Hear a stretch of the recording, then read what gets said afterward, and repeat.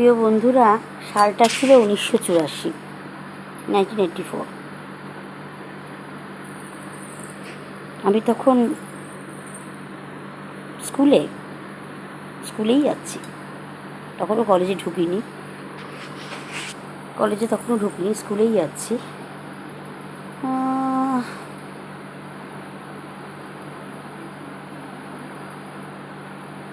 সম্ভবত ক্লাস 7-8 হলেও হতে পারে, ঠিক রেকালেক্ট করতে পারছি না।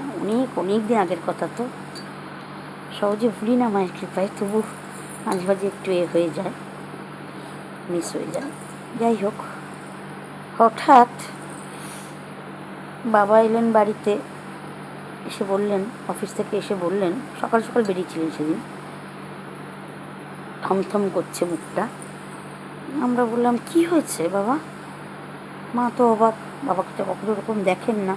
বাবা ভয়ানক কন্ট্রোল মানুষ ছিলেন, মেজাজ মর্জি খুব কন্ট্রোল করতে পারতেন আর কি। বাবা বললেন, ইন্দিরা গান্ধীকে গুলি করেছে।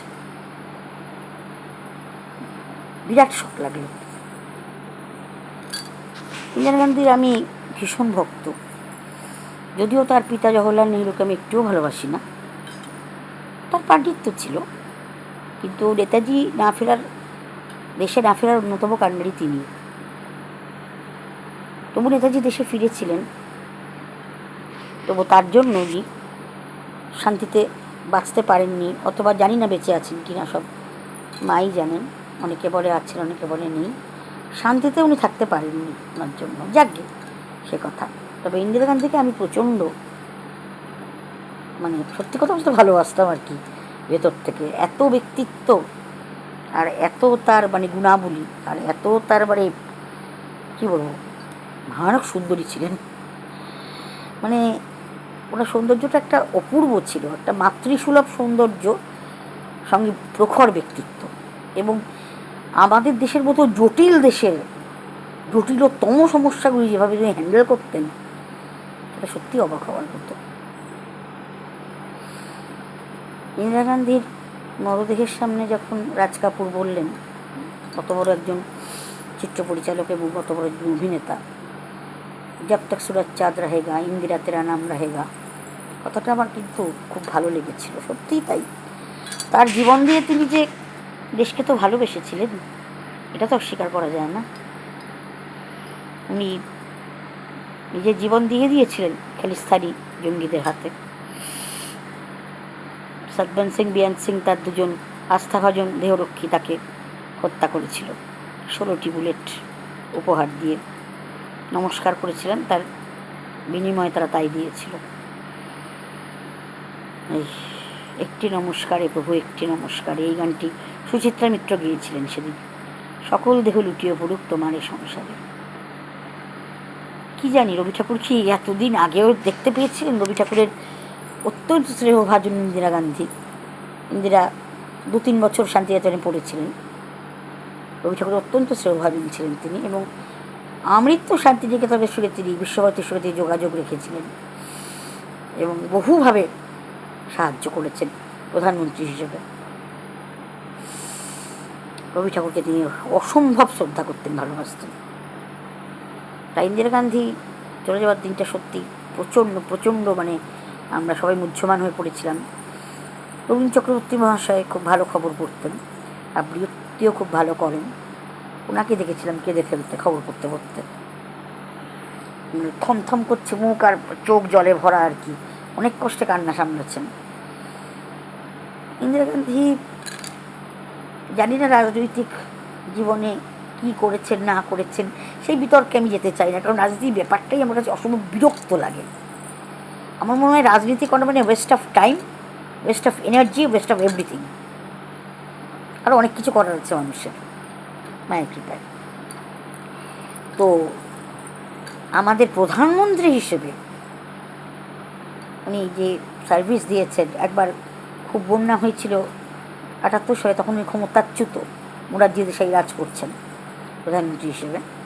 উনি গেছিলেন, হাতির পিঠে করে চলে গেছিলেন প্রত্যন্ত গ্রামে, কোনো যানবাহন না পেয়ে। এত বন্যা, 78-এর বন্যা অনেকের হয়তো মনে আছে। আমার যারা কন্টেম্পোরারি বন্ধু, ভাই, দাদা, বোন, দিদি মনে করতে পারবেন। একটি মেয়ে, রেবেকা বলে একটি মেয়ে, বেশ কিছুদিন না খেয়ে অনেক কষ্টে দুটো মুড়ি খেয়ে জীবনযাপন করেছে। উনি সাহায্য, ত্রাণ ইত্যাদি পৌঁছে দিয়েছিলেন অনেকজনের মাধ্যমে। তারপরে উনি যখন এসেছিলেন তখন উনি খাননি ভালো করে, হয়তো সকালবেলা একটু পাতরাস করে হয়তো বেরিয়েছিলেন। সারাদিন খাওয়া নেই, বিকেল গড়িয়ে যাচ্ছে। তখন বলেছিলেন একজন, যা ম্যাডাম আপনি খাবেন না? তখন উনি বলেছিলেন, my hungry daughter Rebecca is there, how could I take food. এই কথাটা আবার এত হৃদয়ে বেজেছিল যে সত্যি সত্যি মাতৃসুলভ মনোভাব না হলে এক প্রত্যন্ত গ্রামের এক অতি গরিব মেয়ের কথা উনি ভেবেছেন। উনি নিজে খেতে পাচ্ছেন না, রেবেকা খাইনি বলে। প্রত্যেকটি ভারতবাসীকে উনি সন্তানের জ্ঞানেই দেখতেন। ওনাকে আমি শ্রদ্ধা করি এই জন্য। মাতৃভাব এবং বীর্যবত্তা, ব্যক্তিত্ব সমধিকভাবে মায়ের কৃপার মধ্যে ছিল। এবং আনন্দময়ী এবং প্রাতঃস্মরণীয়া পরম পূজনীয়া আনন্দময়ী মা, যিনি কিনা জগদম্বার অংশ, আমার সারদা মায়ের মতো, একই তারা, খোল আলাদা, তার আশীর্বাদ উনি পেয়েছিলেন।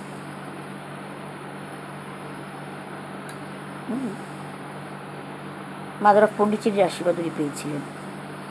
আধ্যাত্মিক দিকে ওনার খুব টান ছিল। তার সম্বন্ধে এখন অনেক রকম কথা শুনি। তিনি এই করেছিলেন, সেই করেছিলেন, তাকে কারারুদ্ধ করেছিলেন, এর মাথা কেটে দিয়েছিলেন, অনেক কিছু শুনি। কিন্তু ইংরেজিতে একটা কথা আছে, don't speak of the dead. এ চলে গেছে, সে তো চলেই গেছে, তাকে নিয়ে আর টানাহাঁচড়া কেন? রবি ঠাকুর বলেছিলেন, বসিয়া আপন দ্বারে ভালো মন্দ বলো তারে, যাহা ইচ্ছা তাই। অনন্ত জনম মাঝে গেছে সে অনন্ত কাজে, সে আর সে নাই। আর পরিচিত মুখে তোমাদের সুখে দুঃখে আসিবে না ফিরে, তবে আর কথা থাক। যে গেছে সে চলে যাক বিস্মৃতির তীরে। যদিও বিস্মৃত তিনি কাউকে হননি, আমরা তো হইনি রবি ঠাকুরকে বিস্মৃত হলে পরে তো আমাদের অস্তিত্বই থাকবে না। রবি ঠাকুর তো আমাদের জীবন দেবতা। আমার তো তাই, আমার জীবন দেবতা মা, ঠাকুর, স্বামীজি, সিস্টার, তারপরে রবি ঠাকুর। শিব ঠাকুর তো আছেনই, তাকে বাদ দিয়ে চলবো কী করে? যাই হোক, ধান ধানতে শিবের গীত গাইছি। আবার আমি আমার নিজের কথা বলতে শুরু করেছি। আমার ছেলেটি যখন হলো 31 অক্টোবর, আজ থেকে 20 বছর আগে, 2005 সালে, আমি ভেবেছিলাম মেয়ে হলে নাম রাখবো ইন্দিরা। তা ছেলে হলো, তাই নাম রাখলাম স্বর্ণজ্যোতি। মায়ের কৃপায় আশা করি স্বর্ণজ্যোতি সকলের আশীর্বাদ ভালোবাসা পেয়ে মানুষের মতো মানুষ হয়ে দেশের কল্যাণ সাধন করবে। স্বামীজিকেও খুব ভালোবাসে, শ্রদ্ধা করে, তার আশীর্বাদ পাবে, সকলের আশীর্বাদ পাবে। মা, ঠাকুর, স্বামী, সিস্টার, গুরুদেব, সবার আশীর্বাদ পাবে। শুভরাত্রি, জয়।